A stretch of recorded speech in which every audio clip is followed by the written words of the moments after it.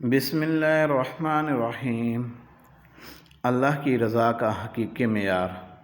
ایک شخص اللہ کا فرما بردار ہے، دوسرا اللہ کا نافرمان ہے۔ دونوں مچھلی کا شکار کرنے جاتے ہیں۔ ایک اپنے بتوں کا نام لیتا ہے اور جال پھینکتا ہے، اس کے جال میں مچھلیاں آتی ہیں۔ دوسرا اللہ کا نام لیتا ہے اور جال پھینکتا ہے اور اس کے جال میں کچھ نہیں آتا۔ کوشش کرتے کرتے شام ہو جاتی ہے۔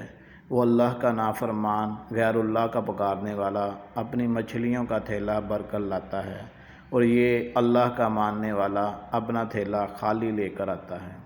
اللہ کا فرشتہ کرامن کاتبین، حساب کتاب لکھنے والا فرشتہ غمگین ہوتا ہے اور عرض کرتا ہے کہ اے اللہ، وہ تیرا نام لینے والا خالی ہاتھ آ رہا ہے اور تیرے دشمنوں کا نام لینے والا مچھلیوں سے بھرا ہوا تھیلا لا رہا ہے۔